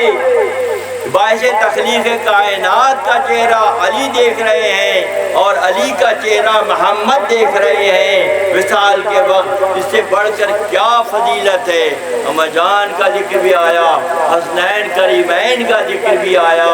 ان شہزادگان کو اللہ کے نبی نے فرمایا کہ میرے دونوں بیٹے جنت میں نوجوانوں کے سردار ہیں۔ جنت عالم لطیف کہ میں اکثر یہ جملہ صیغہ استعمال کرتا ہوں، جنت کو اس طرح ہم نہیں دیکھتے جس طرح مولانا میں اور طرح جنت دکھائی ہے۔ عالم لطیف کی پہلی منزل جنت، اور عالم لطیف کی آخری منزل عرش معلیٰ۔ جو جنت میں داخل ہو جائیں گے وہ آج تک جانے جیسے بن جائیں گے۔ انٹری مل گئی نا بھائی، پہلے مرحلے میں انٹری مل گئی، پہلے مرحلے میں انٹری ملی، جب انٹری ملی تو اگلا سفر پھر ہوتا رہے گا۔ اور اس جنت کے سردار کون ہیں؟ حسنین کریمین، جن کی تربیت 3 نفوس نے اور چوتھے جبرائیل نے بھی آ کر کی، ان کی تربیت ہو رہی ہے۔ اور اتنا تربیت یافتہ بندہ جن کے بارے میں نانا فرما گئے ہیں کہ حسین منی و انا من الحسین، حلقوں میں مبارک کیوں نہیں، اپنی زبان سے انرجی دے رہے ہیں۔ ہاں تو بات ساری یہی ہے، سمجھنے کی بات ہے کہ کیا مقام و مرتبہ ہے کہ جس نے جنت میں جانے کا پروگرام بنایا ہے وہ یہ بات سن لے کہ وہاں کی سرداری کس کے پاس ہے، کس کے پاس ہے۔ میرے ساتھی تھے ڈاکٹر صاحب، پنجاب سے تعلق تھا، اکثر مجھ سے کہتے تھے کہ یہ جو آپ کہتے ہیں کہ جنت میں نوجوانوں کے سردار ہیں، تو اس کو آپ کوئی اس کو شیپ دے، کوئی شعر کی شکل میں۔ ایک دن آئے تو القا ہوا، آمد ہوئی، جن سے ملنا ہے ہمیں بات کی منزل میں رفیق، جنت پہ جانا ہے، حسنین کریمین کی قربت چاہیے، سردار وہ ہیں بھائی، سردار وہ ہیں۔ اب ان سے نسبت اور تعلق ہوگا تو جنت پہ رہنے بسنے والے ہو جائیں گے نا، یا کوئی اور صورت بھی ہے؟ جن سے ملنا ہے ہمیں بات کی منزل میں رفیق، کیا ہی بہتر ہو ابھی سے ہی شناسائی ہو، ان کی پہچان ابھی سے ہو جائے تو کتنی زبردست بات ہو جائے گی۔ کیونکہ آگے جا کے اگر پلان ہے کہ جنت میں جانا ہے تو وہاں شناسائی ہو ہی جائے تو بہتر ہے۔ حسنین کریمین کی تربیت آقا صلی اللہ علیہ وسلم کے دست و مبارک سے، آپ کی تربیت سے، اما جان سے، مولا کائنات سے ہو رہی ہے۔ جب دور گزار کر عالم لطیف کی طرف روانہ ہے، مگر ہر عالم پر آپ کا تصرف ذمہ داری سے کرتے ہیں۔ میاں صاحب قبلہ کے کلام کا ایک شعر ہے،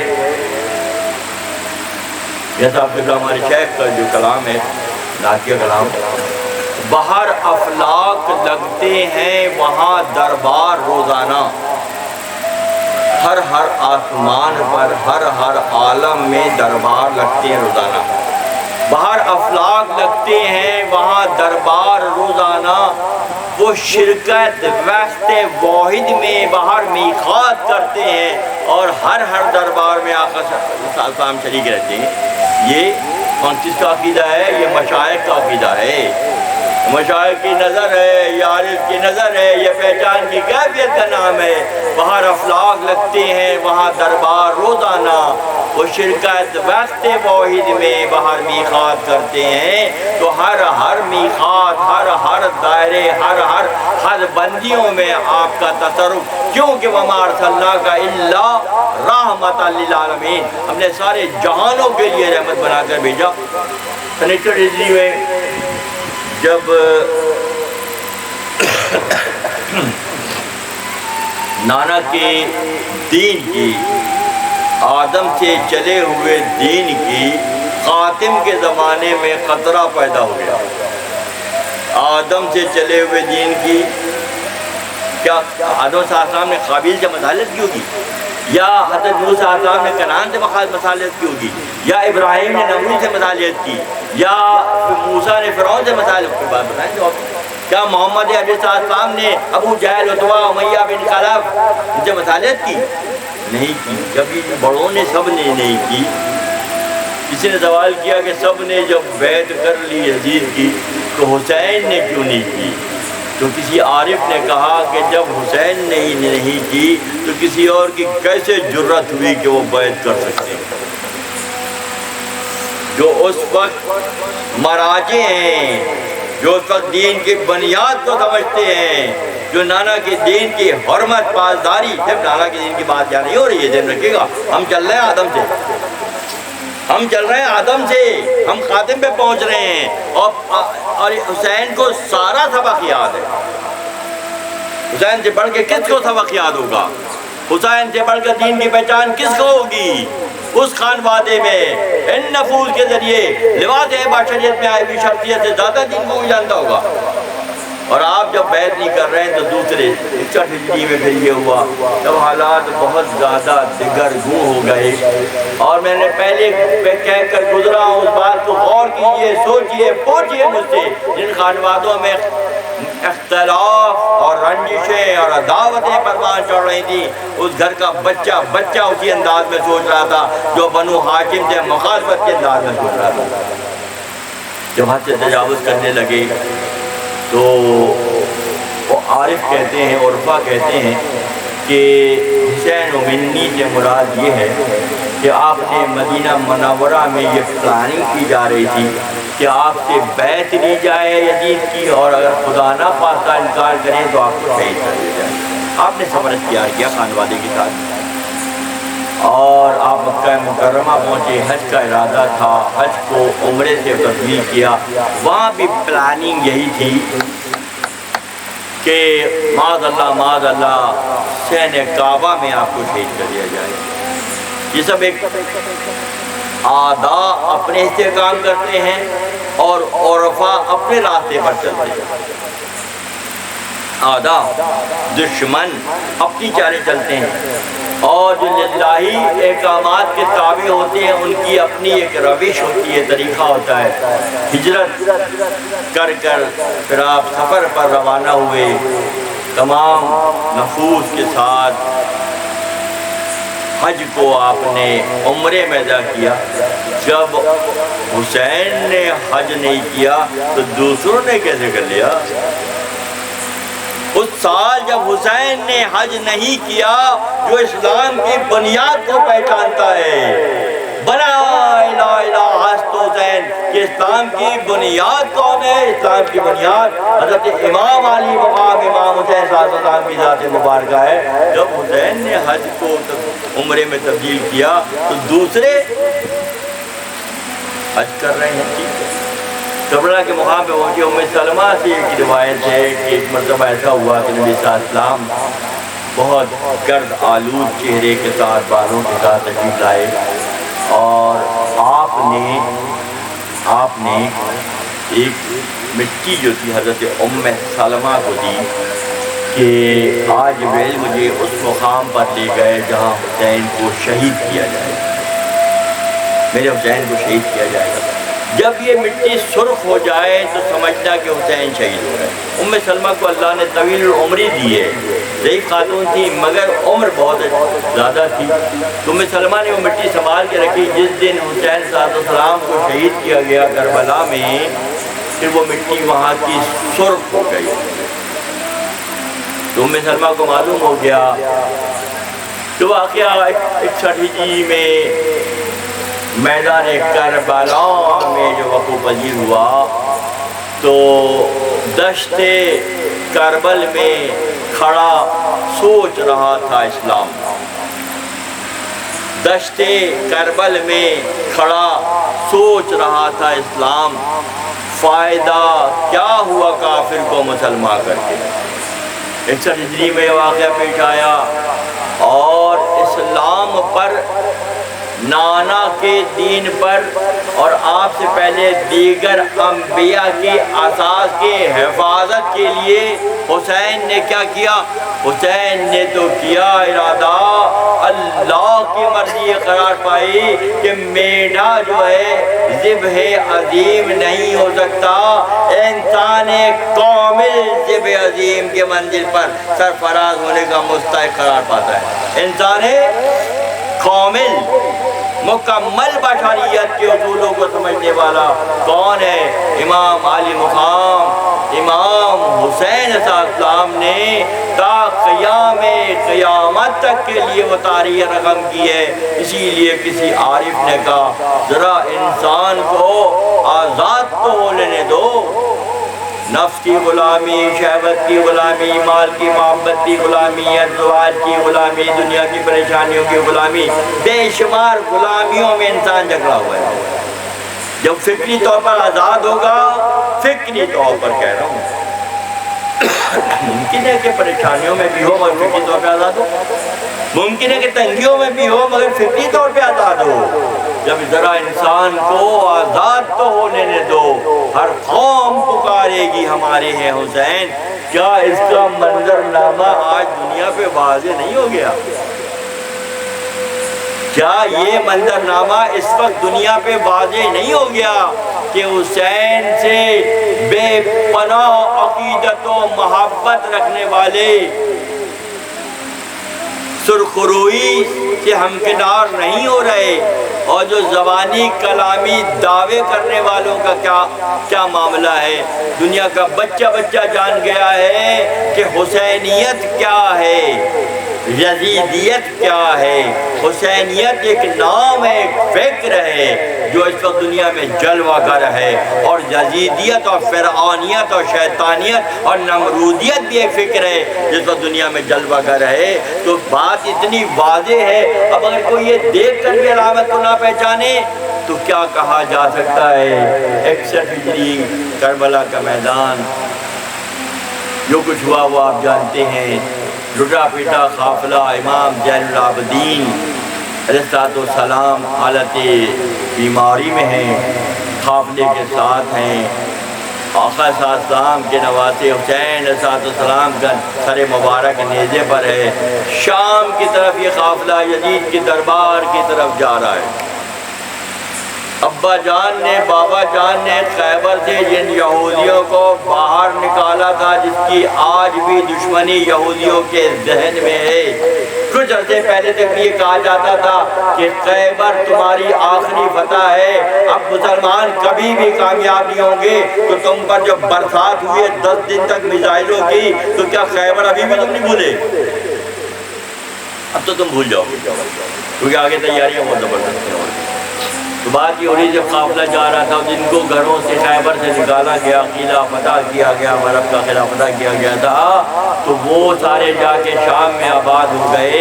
جب انہیں پتہ چلا کہ خانوادہ رسالت لٹا پٹا اللہ غنی آ رہا ہے، تو وقت کے ڈی ایس پیز کو یا جو عہدیداران ہوتے ہیں بڑے بڑے، ان کو کچھ مال و متاع پیسے دے کر ان کو یہ کہا گیا کہ اس لٹے پٹے قافلے کو ہماری گلیوں سے گزار کے لے جاؤ، ہم اپنی پرانی دشمنی نکالیں گے صاحب۔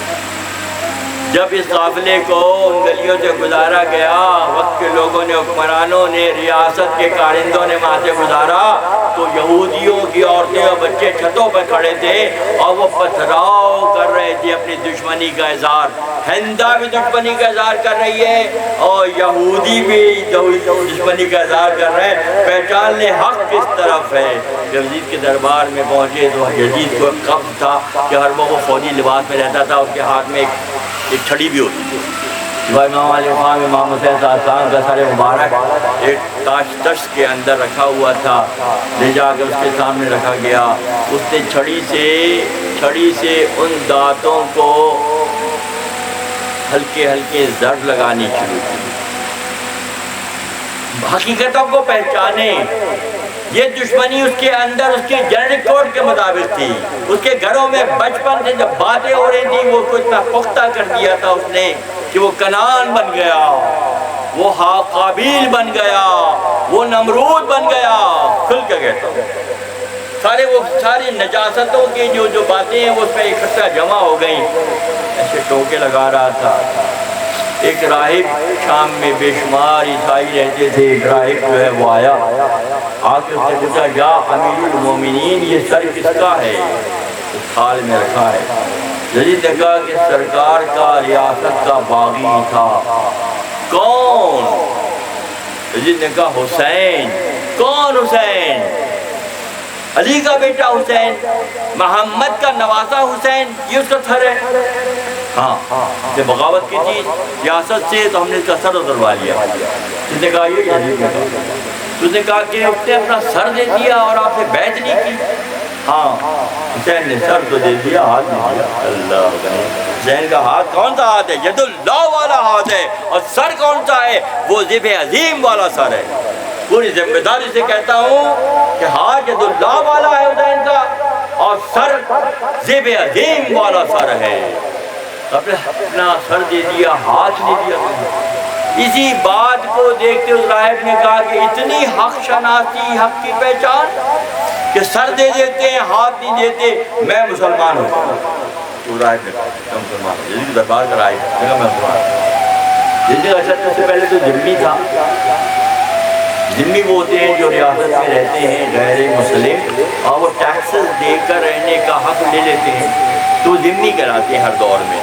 تو اس نے کہا پہلے تو ذمی تھا، تجھے تیری حفاظت میری ذمہ تھی، اب تو نے اسلام قبول کر لیا ہے، تو اب اس نے سب سے پرانے جلاد کو بلا کے اس کا سر کٹوا دیا، اب تو مسلمان ہو گیا ہے۔ سو کال مسلم یا پیور مسلم، ایسی بات آ گئی، سو کال نیا مسلمان ہو یا راسخ العقیدہ مسلمان ہو، ابتدا سے انتہا تک کی پہچان والا مسلمان ہو، جب نمرود سامنے آئے گا تو یہی کرے گا، جب یزید سامنے آئے گا تو یہی کرے گا، جب فرعون سامنے آئے گا تو یہی کرے گا، جب ابو جہل سامنے آئے گا تو یہی کرے گا، جب عتبہ آئے گا تو یہی کرے گا، کیونکہ اس کے جین کے اندر یہ خرابی ایرر ہے کہ وہ حق کو نہیں پہچانے گا۔ بالکل اسی طرح سے جس طرح چمگادر رات کو نکل کر پوچھتی ہے کہ سورج کون ہے، سورج اپنا کام کر کے چلا جاتا ہے، چمگادر کی بدبختی ہے کہ نکلتی رات کو ہے تو حق کو نہیں پہچانتی ہے، جو حق کو نہیں پہچانتی ان کے ساتھ یہ معاملہ ہوتا ہے۔ اور پھر کیا ہوا یزید کے دربار میں، جب ان کی حضرت زینب سلام اللہ علیہا نے تقریر شروع کی، پورا دربار جھنجھنا گیا۔ تو کرتے کیا بتا دوں میں، آج بھی کرتے ہیں، اذان اذان اذان، نماز نماز نماز، اذان دو اذان دو۔ جب اذان کی باری آئے تو سب لوگ خاموش ہوئے۔ آج بھی کہتے ہیں اور سنتا ہوں میں بھی کہ بھائی اذان کی تعظیم کریں، اللہ اذان کی تعظیم کریں، اذان کی، ہاں تو اذان کی تعظیم میں سب خاموش ہو گئے۔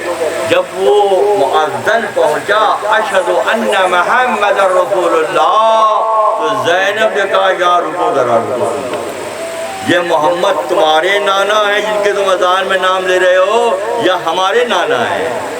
پورے شام کے دربار میں ہلچل مچ گئی، ایک پرانے قلعے میں قید کر دیا گیا، دن بھر کی زبانیں خشک ہوٹ خشک، اور رات بھر کی تلاوت اور گریہ، جو بیمار بچے اور عورتیں اور لڑکیاں مرد آنے لگے، جب خانوادہ رسالت دم کرتا جو ازل سے عطا کردہ ہے تو فائدہ ہونے لگا، پورا شامی لشکر پریشان ہو گیا، ان کو جس حال میں رکھو ان کا فیض جاری ہو جاتا ہے، قید کرو تو فیض جاری، سر پہ سے نیزہ سر پر ہے تو تلاوت کا شرف حاصل ہو رہا ہے۔ اور برازا اور رغبت اپنا گلا دینے والے کون ہوتے ہیں؟ یہ وہ حر ہوتے ہیں، یہ وہ آزاد ہوتے ہیں جو اسلام کی بنیاد کی بنیادوں کے حفاظت کے لیے اللہ کے متعین کردہ اور تا قیام قیامت تک کے لیے علامت قرار پانے والے ہوتے ہیں۔ دوستوں آج کی نشست میں فقیر نے کوشش کی کہ شروع سے لے کے اب تک سمجھ جائیں کہ دائیں ہاتھ والے کون ہیں اور بائیں ہاتھ والے کون ہیں۔ لا یستوی اصحاب النار و اصحاب الجنہ، کیسے برابر ہو سکتے ہیں جنت والے اور جہنم والے؟ اصحاب الجنت ہم الفائزون، اللہ نے ان کو فائز المرام کیا ہے، جو اللہ کی پہچان، اللہ کے دوستوں کی پہچان، اللہ کے نبیوں کی پہچان اور اللہ کی مخلوق سے محبت کرتے ہیں، جو اس زمرے میں آتے ہیں وہ فائز المرام ہیں، وہ سر بلندی کے ساتھ لباس باٹھاریت کا دور گزارتے ہیں اور سب سے بڑھ کر اللہ کی پہچان کے ساتھ دنیا سے رخصت ہوتے ہیں۔ جو اللہ کی پہچان کے ساتھ دنیا سے رخصت ہوتے ہیں وہ ہمیشہ اعلیٰ ترین مقامات پر ان کو سرفراز کیا جاتا ہے۔ اللہ تعالیٰ اس محفل کے صدقے اور طفیل میں، اللہ تعالیٰ حق شناسی کے جذبے کی اس کے صدقے اور طفیل میں ہم تمام کی حفاظت کرے، حق کی پہچان ہمیں عطا کرے اور حق سے جڑے رہنے کی توفیق خدا ہمیں عطا کرے۔ خدا ہماری دعاؤں کو قبول کرے، یہاں کی رونقوں میں اضافہ فرمائے اور یہاں کے علوم کی جو زمرے ہیں، جو مختلف شاخیں ہیں، خدا اس میں جو ہے مزید وسعت پیدا کرے۔ تعالیٰ ہم تمام کا حامی ناصر ہو۔ وآخر دعوانا ان الحمدللہ رب العالمین۔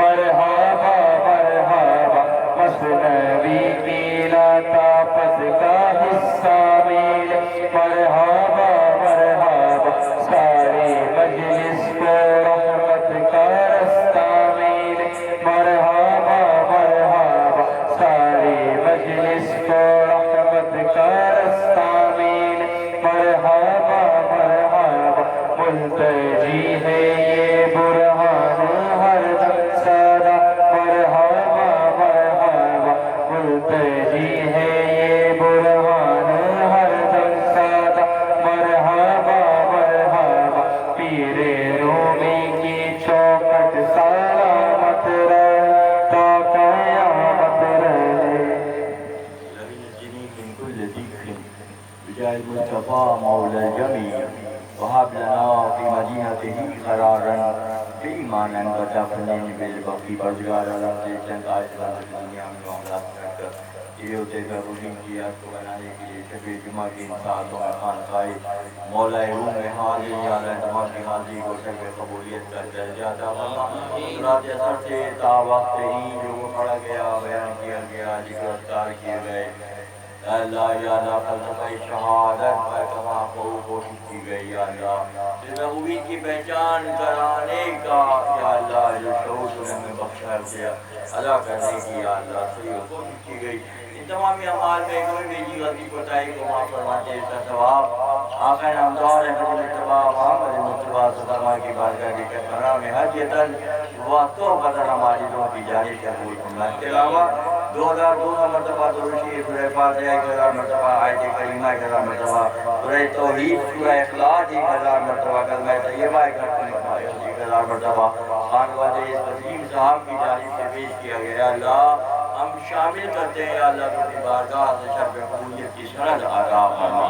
توفیقات میں اضافہ سند کی دلیل قرار پاتی اللہ میں توفیقات میں اضافہ فرما یا اللہ صاحب کے والدین کریمین تمامی انبیاء ماصابین تمام اہل بیت اطہار تمام صحابہ کرام صحابیان تمام ازواج شہداء تمام امہات المومنین کی بارگاہ میں نظر کرتے ہیں یا اللہ فرما تمامی تابعین تبع تابعین اولیاء اللہ والمؤمنین والمؤمنات مسلمین مسلمات خاندان 14 خانوادوں کے بزرگوں کی بارگاہ میں نظر کرتے ہیں یا اللہ فرما محبوبین کے درجات کو بلند فرما ہمارے صاحب بابا صاحب کے درجات کو بلند فرما یا اللہ صاحب حضرت مولانا جلال الدین رحمۃ اللہ کے اولاد و امجاد اور ہمارے شیخ قاضی شاہ شفیق احمد فاروقی تاکہ بقی جلیب رحمۃ اللہ علیہ کی درجات کی بلندی کے لیے پیش کرتے ہیں یا اللہ فرما دوسرا مجلس کے تمامی مرحومین کی مغفرت فرما اور سب کو جوار رحمت میں جگہ عطا فرما یا اللہ بالکل محمد سلیم چلفی رحمۃ اللہ علیہ کی درجات کی بلندی کے لیے تیری بارگاہ سے استعانت اور مدد طلب کرتے ہیں قبول فرما اور یا اللہ سلیم کی درجات کو بلند سے بلند